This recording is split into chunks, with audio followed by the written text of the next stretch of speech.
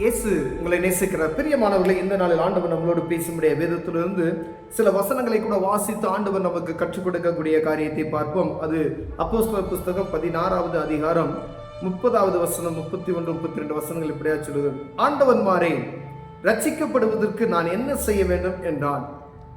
அதற்கு அவர்கள், கர்த்தராகிய இயேசு கிறிஸ்துவை விசுவாசி, அப்பொழுது நீயும் உன் வீட்டாரும் ரட்சிக்கப்படுவீர்கள் என்று சொல்லி அவனுக்கும் அவன் வீட்டில் இருந்த யாவருக்கும் கர்த்தருடைய வசனத்தை போதித்தார்கள்.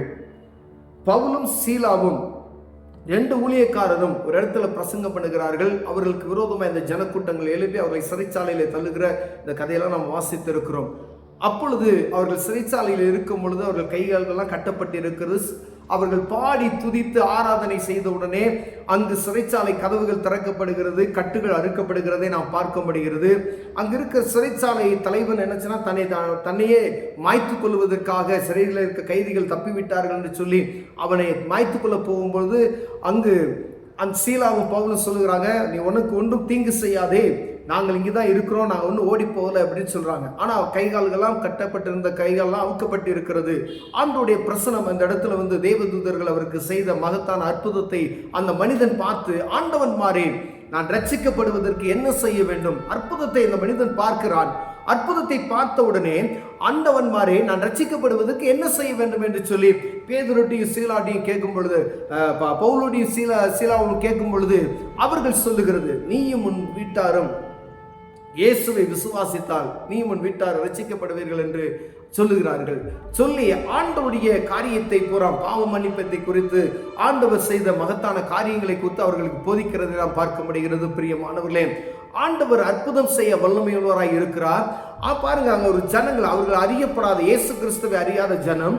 அந்த சிறைச்சாலை தலைவன் பாருங்க, அவனுடைய அந்த உத்தியோகம் போய்விடும் என்று சொல்லி அந்த இடத்துல மரித்து போகக்கூடிய ஒரு சூழ்நிலை இருக்கும் பொழுது 2 பேர் தடுத்து நிறுத்துறாங்க.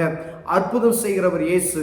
அப்ப நிறுத்தினதுமே, ஆண்டவன்மாரே, அவங்க ஏன் அப்படின்னா அவருடைய உண்மையின் நிமித்தமாய், அப்ப அவங்க உண்மையா இருக்கிறது, அந்த உண்மையின் நிமித்தமாய் அங்க இருக்கக்கூடிய ஒரு அதிகாரி கேட்கிறான், நான் என்ன செய்யணும் ரட்சிக்கப்படுவதற்கு அப்படின்னு சொல்லி அவன் வாயிலிருந்தே வருகிறது. ஏன் அப்படின்னு சொன்னா, இந்த ஊழியக்காரங்க தப்பி போகல, அற்புதம் நடந்தது, சிறைச்சாலை கதவுகள் திறக்கப்பட்டது, ஆனா அவங்க போகல.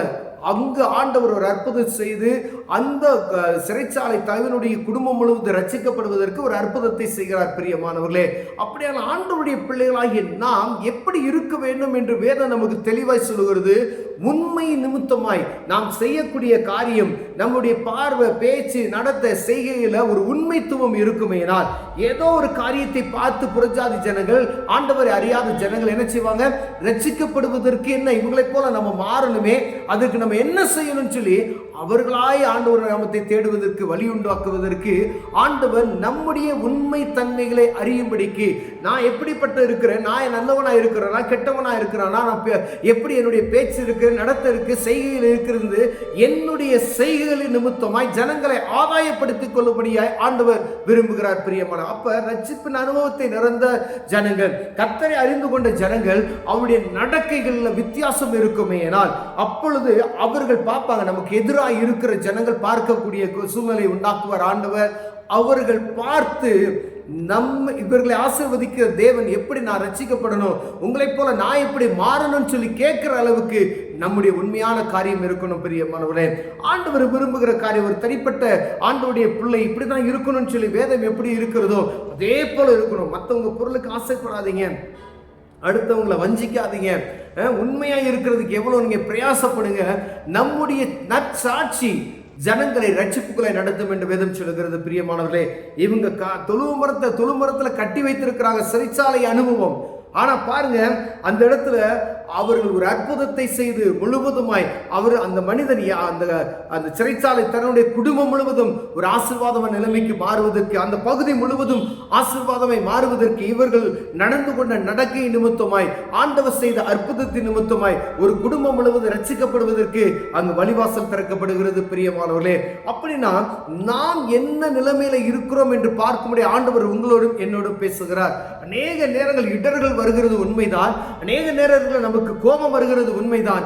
ஆனாலும் அந்த இடத்துல ஆண்டவருடைய நாமத்தை எப்படி நாம் மகிமைப்படுத்துகிறோம், ஆண்டவருடைய நாமத்தை எப்படி நாம் பிரசித்தப்படுத்துகிறோம், ஆண்டவருடைய பிள்ளையாகிய நான் எப்படி இருக்கிறேன் என்று பார்க்கும்படியாய் இருக்கிற சுற்றி இருக்கிற ஜனங்கள் பார்த்து கொண்டு இருப்பார்கள் பிரியமானவர்களே. அப்பொழுது நான் என்னுடைய வார்த்தை எப்படி இருக்கிறது, நான் பொறுமை எப்படி இருக்கிறது, நம்முடைய நடத்தை எப்படி இருக்கிறது பார்க்கிற ஜனங்கள் இப்படிப்பட்ட ஒரு உள்ளத்தை எனக்கு வேணும் என்று அவர்கள் வாஞ்சிக்கணும். இப்படி இருக்கிற நிமித்தம் இவர்கள் ஆசீர்வதிக்கப்படுகிறார்கள் என்பதை அவர்கள் பார்க்கணும். அந்த வாஞ்சை அவர்களுக்குள்ள பண்ணணும். இவர் ஆராதிக்கிற தேவன் நான் ஆராதிக்கணும், நான் ரட்சிக்க வந்து பாருங்க. அந்த மனுஷன் கேட்கிறான், அவர்களை எளிய அழைத்து வந்து ஆண்டவன்மாரே ரட்சிக்கப்படுவதற்கு நான் என்ன செய்ய வேண்டும் என்றார்.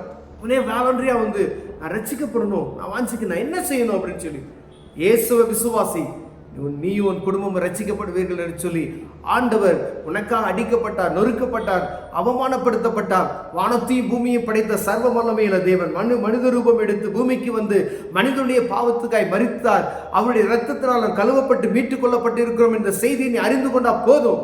அதுதான் ரட்சிப்பின் அனுபவம் என்று சொல்லி அந்த மனிதன் முழுவதும், அந்த குடும்பம் முழுவதும் ரட்சிப்புகளை நடத்துகிறது நாம் பார்க்க முடிகிறது. பிரியமானவர்களே, நம்ம உண்மையும் உத்தமமாய் இருப்போமையினால் ஆண்டவர் அநேக ஜனங்களை ஆண்டவருடைய வழியில் நடத்த வல்லமையோராக இருக்கிறார். கண்களை மூடுவோம், ஜெபம் செய்வோம். அன்பின் தகப்பனே, ஆண்டவரே, நாங்கள் ஆண்டவரை அறிந்து கொண்டோம். எங்களுடைய காரியங்கள் உண்மையா இருக்கட்டையா, எங்களுடைய நடத்தைகளை பார்த்து மற்றவர்கள் ரட்சிக்கப்பட உதவி செய்யுங்க. இயேசுவின் நாமத்தில் பிதாவே, ஆமென்.